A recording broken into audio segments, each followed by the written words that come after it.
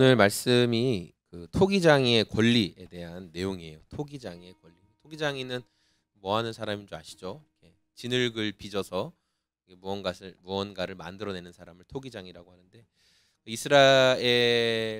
하나님께서는 이스라엘과 하나님과의 관계를 이 토기장이로 종종 비유하셨습니다. 뭐 포도나무로도 비유도 하시고, 뭐 양으로도 비유도 하시고, 뭐 여러 가지 하나님의 비유가 있지만, 그 하나님께서 만들어 가신다라는 어떤 의미를 둘 때는 이 토기장이에 대한 그 비유가 더 쉽게 와 닿는 것 같아요. 하나님께서 이스라엘을 이제 토기장이로 이제 비유하시면서 이 바울이 하나님께서 진노하시고 또 책망하시고 그 하는 것들에 대해서 어떤 사람들이 되게 부정적으로 말을 했어요. 어떻게 부정적으로 말했냐? 그 앞서 보니까 9장의 앞부분에 보니까 하나님께서 선하게 사용할 사람들과 심판할, 하나님이 진노할 사람들이 다 정해져 있다고 하더라. 그러니까 그게 하나님의 이제 주권에 대해서 사도 바울이 말을 했는데, 자, 그러다 보니까 내가 죄를 짓고 내가 잘못하고 내가 지금 하나님께 순종하지 않는 게 자신의 완악함이 아니라 뭐 때문이라고 말하냐면 하나님이 그렇게 하신 거야. 하나님이 나를 이 모양 이 꼴로 만드신 거기 때문에 내가 지금 죄 짓고 내가 자꾸만 넘어지고 범죄하고 그러는 거는 하나님 탓이지 내 탓이 아니야, 이렇게 말하는 사람들이 있었다는 거예요. 그러니까 바울이 기가 막혔겠죠. 기가 막혀서 하는 말이에요. 자, 19절. 그러면 그대는 내게 이렇게 말할 것입니다. 그렇다면 어찌하여 하나님께서는 사람을 책망하십니까? 그러니까 무슨 말이냐면, 그래 사도 바울, 당신이 한 말을 들어보니까 하나님의 주권이 있고 하나님께서 뭐 선한 자와 악한 자, 또 상 주실 자와 복 주실 자와 심판할 자, 야곱과 에서를 구별하신 것처럼 모태에서부터 내가 사랑할 자와 내가 저주할 자를 택하셨다, 그렇게 말씀하시는 걸 들어보니까 그럼 하나님이 나를 책망하실 필요가 없죠. 책망하실 수가 없는 것이죠. 그 이유가 무엇입니까? 왜냐하면 누가 하나님의 뜻을 거절해요? 하나님의 뜻을 누가 거역할 수 있어요? 하나님이, 야, 너는 저주할 존재이기 때문에 너는 무슨 짓을 해서 저주를 받는다? 야, 너는 내가 칭찬하기로, 내가 널 복주기로 널 딱 찜했기 때문에 너는 뭘 해도 복을 받는다? 이렇게 하나님께서 정하셨다면서요. 그러니까 내가 지금 막 살고 내 멋대로 살고 내 욕망대로 살고 그런 것에 대해서 하나님이 뭐라고 하실 수가 없죠. 왜냐하면 내가 이렇게 막 사는 건 누구의 뜻이기 때문에? 하나님의 뜻이기 때문에. 하나님의 뜻이기 때문에 내가 죄를 짓는 거예요. 왜? 하나님이 나를 그렇게 죄 짓는 존재로 그렇게 만드셨다니까요. 이렇게 말도 안 되는 그 주장을 하는 사람들이 있었던 것 같아요. 그래서 바울이 그들의 말도 안 되는 주장을 말하면서 너희 어떻게 그런 말을 할 수가 있냐 하면서 이제 그 진흙덩이에 대한 예를 말하는 거죠. 자, 그래서 20절에 오 사람아, 그대가 무엇이기에 하나님께 감히 말대답을 합니까? 만들어진 것이 만드신 분에게 어찌하여 나를 이렇게 만들었습니까? 하고 말할 수 있습니까?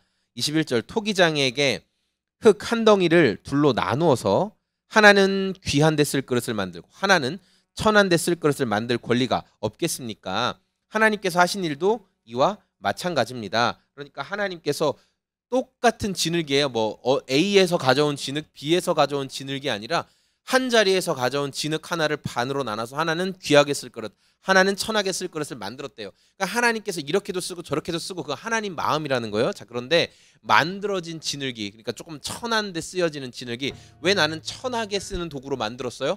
나도 귀하게 쓰는 도구로 만들어줬어야죠 라고 하나님 앞에 말할 수 없다는 거예요. 그게 하나님이 하시는 일이에요. 하나님은 공평하시기 때문에 하나님께서 정하시고 하나님께서 그렇게 일을 진행하시면 그게 맞다는 거예요. 그게 맞다는 거예요. 근데 우리는 하나님에 대해서 자꾸만 그게 틀렸다라고 말하고 싶죠. 하나님이 틀렸어요. 하나님 잘못됐어요. 하나님 뭘 못하고 계시네요 라고 말하고 싶은 게 우리의 모습이라는 거예요. 하나님께서 행하시는 일, 그래서 하나님께서 악을 사용하시고 악한 것들을 잠깐 동안 허락하시는 이유에 대해서 바울이 크게 3가지 정도로 이야기하는데, 뭐냐면 22절에 나와요. 하나님께서 하신 일도 마찬가지입니다. 첫 번째, 하나님께서 진노하심을 보이시고 하나님의 진노를 보여주시기 위해 악을 허용하셨다는 거예요. 두 번째, 권능을 알리시기 위해서 하나님의 권능이 얼마나 큰지를 보여주시기 위해서 악을 행하셨다는 거예요. 그리고 멸망받게 되어 있는 진노의 대상들을 향해서 세 번째, 꾸준히 참으시면서 너그럽게 대해주시는 것을 보여주시려고. 그러니까 하나님은 악을 잠시 동안 허용하신 게 이 세 가지예요. 하나님께서 진노하신다. 악에 대해서 진노하신다는 것을 보여주시기 위해서. 두 번째는 하나님이 얼마나 큰 권능을 가지고 계신지를 보여주기 위해서. 세 번째는 하나님이 악인에 대해서도 그러나 꾸준히 참아주시는 분이다라는 걸 보여주고 싶어서 하나님이 잠깐 동안 악을 허락하셨다는 거예요. 그러니까 여러분, 하나님은 공평하신 분이세요. 우리가 눈으로 볼 때, 제가 우리 홍 사장님이랑도 이제 가게에 제가 그래도 매출은 많이 못 올려드리지만 제가 자주는 가지 않습니까, 그렇죠, 홍 사장님? 제가 일주일에 몇 번씩 가서 이렇게 대화를 나누다 보면 우리가 이제 그런 얘기 하잖아요. 하나님, 왜 이렇게 참 뭐 법도 잘 안 지키는 것 같고 또 악하게 사는 것 같고, 하나님도 없이 사는 것 같은 저런 사람들은 굉장히 잘 되고, 뭐 잘 되죠. 막 편법을 쓰고 막 장사도 막 속임수로 하고 막 이렇게 하는데도 저런 사람들은 잘 되고, 저는 하나님이 두려워서, 하나님이 무서워서 함부로 그런 뭐 편법이나 탈세나 그런 것도 할 수 없고 룰 안에서 지키면서 그렇게 해야 되는 저는 잘 못 되는 것 같아서 하나님 너무 속상합니다. 예, 맞아요. 그렇게 말해요. 그래서 우리는 악인이 형통해지는 것 같고 잘 사는 것 같은 데서 굉장한 어떤 마음에 좀 상실감도 있고 또 부러움도 있어요. 저도 이제 이렇게 뭐 아시는 분은 아시겠지만 제가 이제 뭐 이사를 준비하면서 꽤 많은 돈이 부족하더라고요. 몇 억이 부족하네. 몇 억. 저는 어떻게 뭐 될 줄 알았는데 몇 억이 부족해. 몇 억이. 그러니까 지금 아내랑 이야기하면서 막 고민이 되게 많이 되더라고요. 이거 좀 너무 무턱대고 이렇게 도전했나?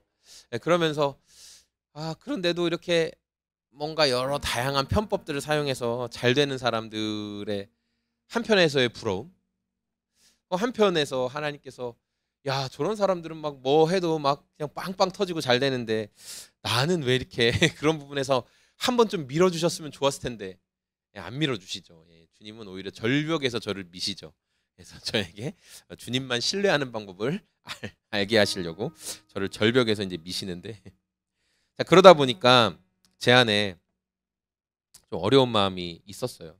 그런데 오늘 이 말씀을 보니까 하나님 분명히 뭐라고 말씀하셔요? 하나님이, 그러니까 정의예요. 하나님이 정하신 게 법이고 하나님이 공의로우신 분이에요. 그분이 기준이에요. 근데 우리는 내가 조금 앞서 이제 바울이 로마서를 통해 이제 율법주의를 계속 따르는 사람, 율법을 지키면서 하나님께 의롭다고 인정받는 사람들의 모습에 대해서 계속 경고하죠. 자, 그러면서 하는 말이 뭐냐면, 당신은 그 율법을 지켜서 하나님 앞에 의롭다함을 받으려고 하고 하나님께 인정받으려고 하는데, 우리가 율법을 잘 지키면 어떤 부작용이 생기냐면 이제 하나님께 원망을 할 수 있는 무슨 증거나 된 것처럼 이야기를 하게 됩니다. 하나님, 내가 지키라는 거 다 지켰잖아요. 실제로는 못 지켰지만. 근데 내가 하나님 지키라는 거 다 지켰는데 어떻게 내 삶에 이렇게 좀 문제도 생기고 어려움도 생기고 내 삶이 잘 풀리지가 않습니까? 하면서 하나님 앞에 원망의 화살을 갖다 댑니다. 그 말은 뭐냐면 내가 하나님보다 어떻다는 거예요. 더 의롭고 더 정직하고 더 믿을만하며 더 공평하고 더 공의롭다라는 것을 말하는 거예요. 하나님이 하시는 일에 불만이 있다는 건 내가 더 하나님보다 낫다는 것을 반증하는 거예요. 그렇게 이야기하는 거죠. 근데 우리의 현실은 그렇게 대단한 현실이 아닌데 내가 뭔가를 잘 하고 있으면 착각을 한다는 거예요. 착각. 오늘 큐티 나눔에서도 이야기했지만 저는 얼마 전에 이제 한 몇 주 전에 가정교회 목회자 컨퍼런스를 다녀오면서 가정교회 처음 시작하신 최영기 목사님께서 막 입술이 불어터도 하나님 앞에 머무는 시간을 꼭 지키겠다. 그래서 그분이 하루에 꼭 3시간씩은 기도를 하셨대요. 그리고 가정교회는 목회자의 기도를 먹고 성장하는 교회이기 때문에 꼭 그 3시간씩 기도하신 것을 함께하는 목자, 목녀님들이 보고 그분들도 기도하면서 목회를 한다. 자, 그래서 저는 새벽 기도에 뭐 수도 없이 도전하고 계속 했지만 항상 동력을 잃었었거든요. 조금 기도하다가 포기하고 조금 하다가 포기하고 그런 적이 굉장히 많았어요. 그냥 뭐 부교역자 시절에 새벽 기도 계속 했었고 또 청년 시절에 열심히 하나님 앞에 부르짖었고 했으니까 내가 볼 때 그냥 새벽 기도가 비효율적이다. 저는 그런 생각을 했던 것 같아요. 잘 안 했죠. 하다 말다 하다 말다.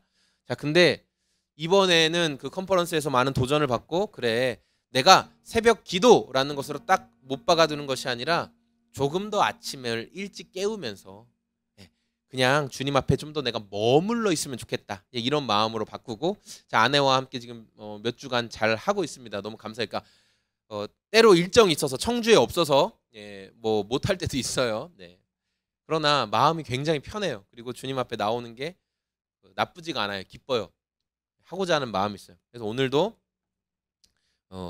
아내와 함께 조금 늦었지만 오늘 조금 늦었지만 그래도 와서 1시간 정도 기도하고 또 이렇게 아침을 시작했어요. 그런데 제가 그래서 마음이 좋아요. 그리고 어제도 로이가 저희 둘째가 저한테 이렇게 말해줬어요. 아빠 그런데 요새 아빠가 좀 변한 것 같아요. 그래서 아 그래? 아빠가 어떻게 변한 것 같아? 그러니까 아빠가 그 사랑의 교회에서 그 가정교회 세미나 참석하고 오더니 아빠가 굉장히 마음이 따뜻해진 것 같아요. 우리한테 화내지도 않고 또 회초리로 우리 혼내지도 않고 아빠가 정말 마음이 따뜻해진 것 같아서 저희가 아빠 화내지 마세요라고 말할 이유도 없어요. 이렇게 얘기를 하는 거예요. 그래서 제가 기분이 진짜 좋았어요. 어젯밤에. 아 그래? 둘째야. 아빠가 그렇게 말하니까 아빠가 그렇게 많이 변한 것 같아? 나도 못 느꼈는데 정말 고마워. 그랬어요. 너무 좋았겠죠. 또 오늘 아침에 또 하나님 앞에 머무는 시간도 또 잘 했죠. 자 그리고 이제 아침이 그러니까 여유로워요. 아침에 잘 준비하고 이제 자녀들 등원 시키려고 준비했어요. 첫째도 이제 나가고 둘째도 나가고 저도 막 무거운 가방이랑 짐 문 앞에 내려놓고 이제 막내만 신발 신고 나오면 돼요. 엘리베이터도 미리 눌러놨어요. 엘리베이터 올라오고 있고 몇 층 아래층에서는 이제 막 기다리고 있는 소리가 들려요. 막 떠드는 소리가 엘리베이터 기다리는 소리가. 자 그래서 자 제가 문을 잡고 있는 상태로 자 막내야 빨리 나와라 했는데 막내가 안 나와요. 신발을 발끝에 살짝만 그냥 걸쳐놓고 신질 않아요. 빨리 뒤꿈치를 넣어서 신발을 제대로 신어야지 했는데 안 나와요. 자, 엘리베이터는 벌써 저희 층에 다 왔어요. 이윽고 엘리베이터 문이 열리고 첫째랑 둘째는 엘리베이터에 탑승했어요. 근데 막내가 안 나오고 있어요. 계속. 너 왜 신발 안 신고 안 나오니? 그럼 갑자기 얘가 정지가 된 것처럼 가만히 있어요. 그냥. 얼마나 제 안에서 갑자기 분노가 끓어오르던지 빨리 신발 좀 신으라고 했는데 계속 신질 않아요. 그러니까 아이들이 신발을 신으려면 어른이 힘으로 신긴다고 되는 게 아니라 도와줘야 되거든요. 예. 얘도 신발을 신으려고 이렇게 발목 각도를 조절해 줘야 되고 어른도 같이 밀어줘야 신발이 신겨져요. 들어가요 발에. 근데 딱 발을 딱 세운 채로 안 넣으려고 하는 거예요. 와 갑자기 막 몸 달고 막 화가 막 확 올라왔어요. 그러더니 대충이라도 발에 일단 끼워 놓고 엘리베이터부터 타 했더니 아예 신발을 그냥 벗어버리는 거예요. 와 돌아버렸어요 제가. 그래서 너 신발 신지 마 이렇게 하고 신발을 엘리베이터에다 그냥 넣어놓고 양말만 신겨놓은 상태에서 손을 잡고 엘리베이터에서 일단 태웠어요. 그리고 엘리베이터의 문이 닫혔어요. 엘리베이터 안에서 제가 화를 냈죠. 도대체 뭐 하는 거야? 왜 신발 안 신는 거야? 왜 안 도와주는 거야? 아래 사람 기다리는 거 몰라? 그러면서 억지로 신발을 신겼어요. 엘리베이터 안에서. 자 우리 형님들도 분위기가 쏴하죠. 자 그 상태에서 몇 층 더 내려가서 아래층에서 이웃이 타셨습니다. 거기도 애들을 등원시켜 주는 거예요. 근데 그 집은 항상 엄마가 등원시켜 주는데 막 장난치고 막 행복해요. 항상 애들한테 막 저희 애들이랑 또래가 비슷해요. 근데 막 항상 막 뭐 했어 어쨌어 하면서 막 딸이랑 아들이랑 장난치면서 항상 보면 화목하고 행복해요. 자 그런데 엘리베이터가 열리는 순간 얼마나 분위기가 쏴했을까요? 엘리베이터 안이. 그분들이 엘리베이터를 딱 탈 때 되게 민망했을 거예요. 저는 막 얼굴이 씩씩거리고 있고. 그래서 그 아주머니가 좀 민망했는지 안녕하세요 이렇게 작게 인사했는데 저는 인사할 기분이 아니었어요. 그래서 그냥 가만히 있었어요. 자 이윽고 문이 닫히고 아주머니는 이제 좀 민망했는지 또 자네들이랑 뭐 왜 말 안 해? 하면서 막 또 장난치고 또 다정했어요. 그러나 저는 계속 굳어 있었어요. 저희 애들도 민망했겠죠.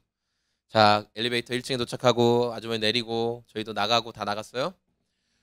원래 제가 1층에 도착하면 이제 자전거를 펴고 막내가 자전거에 탁 뒤에 타요. 그래서 자전거 끌어주는 걸 되게 좋아하거든요. 근데 너무 화가 나니까 그냥 가고 싶었어요. 안 태우고. 그래서 한참 동안 그냥 갔어요. 물론 그러다가 이제 다시 막내한테 타라 그렇게 하고 진행했어요. 막 첫째는 제 눈치를 보고 아빠 이제 여기서 좋은 습관 같이 해야 돼요. 눈치를 보고 둘째는 알면서도 그냥 신경을 안 쓰고 싶어 하는 것 같고. 저 괜찮은 사람인 줄 알았는데, 좀 좋아진 줄 알았는데, 나 많이 좋아졌구나. 야, 우리 둘째가 인정할 만큼 아빠 많이 변한 것 같아요. 아빠 화도 안 내고, 아빠 정말 많이 좋아졌어요. 예. 야, 나 이제 괜찮은 사람 됐구나. 근데 어떻게 됐어요? 와장창. 착각이죠, 착각. 큰 착각. 큰 착각이었어요.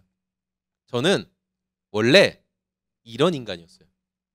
내 뜻대로 안 되면 내 마음대로 아이가 신발 하나 제대로 신어주지 않으니까 아래층에서 누군가 기다리고 있다고 생각하니까 그게 더 마음이 불편한 거예요.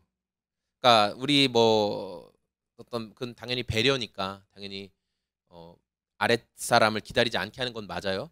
그러나 제가 아이에게 그렇게까지 화낼 필요는 없거든요. 그냥 제가 왜 안 신어 하고 데리고 나와서 엘리베이터 안에서 신겨도 돼요. 아랫사람 기다리니까 우리가 빨리 움직여야지. 언제까지 엘리베이터를 잡아놓을 수 없거든. 이렇게 말하고 이성적으로 행동해도 돼요. 그러나 분노가 올라오면 이성이 잠깐 눈을 감는 것 같아요. 머릿속에서는 화만 나요. 화만. 왜 내 뜻대로 안 되는 거야? 왜 내 마음대로 안 되는 거야? 그러면서 그 화살을 누구에게 돌리죠? 하나님께.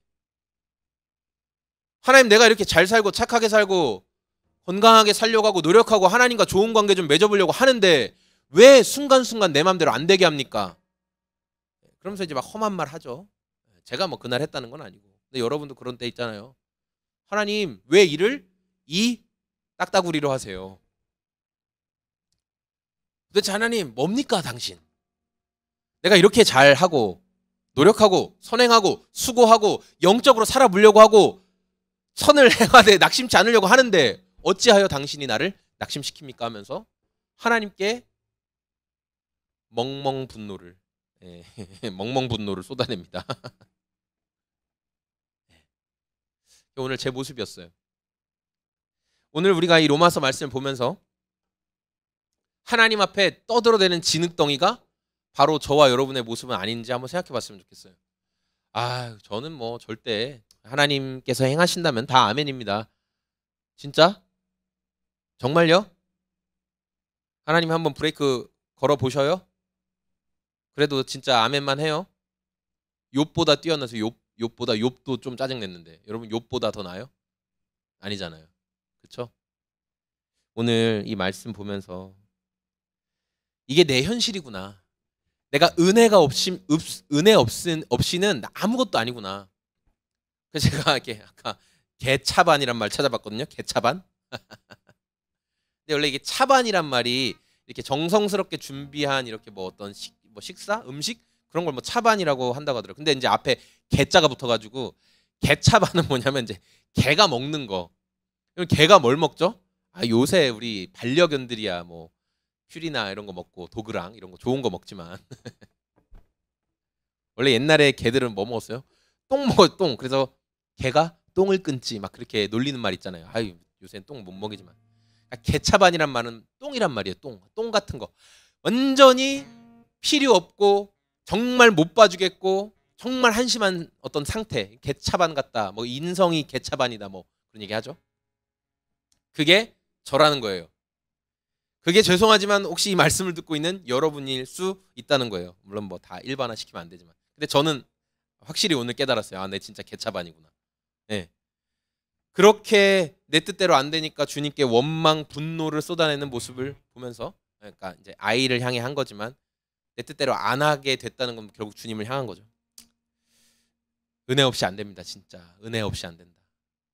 나를 쳐서 복종시키란 말이 무엇인 줄 알겠으며 은혜 없이 안 된다는 말이 무슨 말인지를 알게 됐어요. 오늘 저와 여러분들이 정말 나를 쳐서 복종시키는 그 마음 그리고 주님의 은혜 없이는 안 됩니다라는 그런 믿음의 고백이 저와 여러분의 삶에 끊임없이 계속 있었으면 좋겠습니다. 우리 시간에